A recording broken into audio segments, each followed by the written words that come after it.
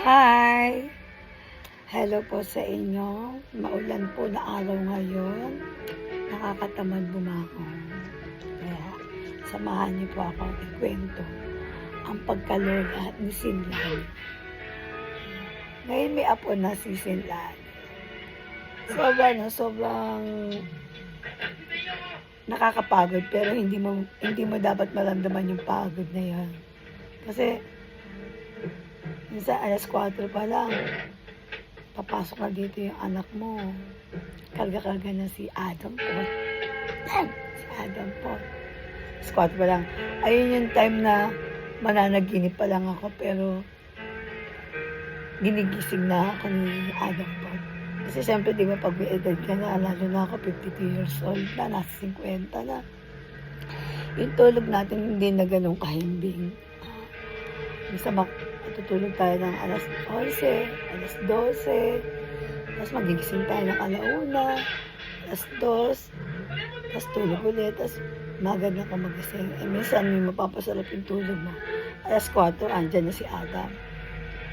Siyempre kahit naantok ka, apo mo yan, kukunin mo. Siyempre hanggang sa makakatulog na yan, 7 o'clock. Siyempre kailangan mo lang gumayak para magturo ng Zumba, layo pa ng mga turo ko.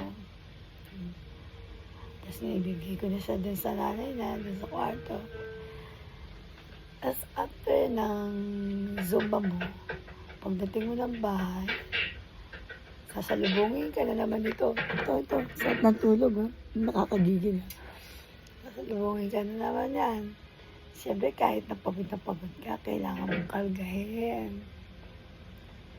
At pag nakatulog na, ay hindi, kakagayo mo na eh. Siyempre, lalo ka paliliguan.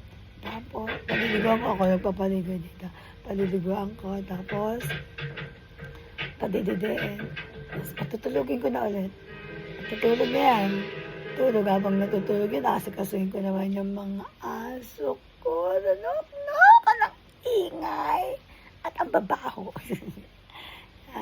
Nagluluto ako ng sinaing, dog food. Haluan ko ng dog food. Pagtas ko silang pakainin.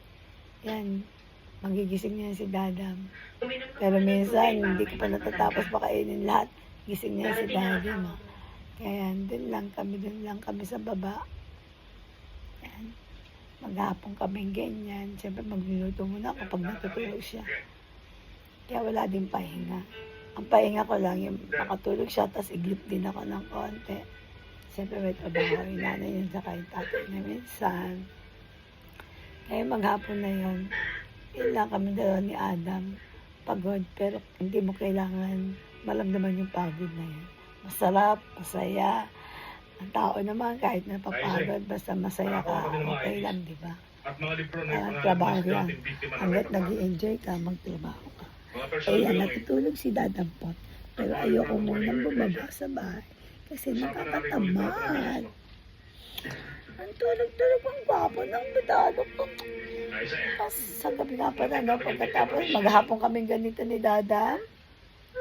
Yan. Ito pa naman gusto yung hinaharap mo siya, yung napapagod ka. Tapos maghapon na yung ganyan kami.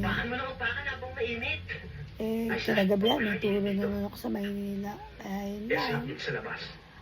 Ang pagkalola ni Zinlani. Ang sarap maging lola. Pabus.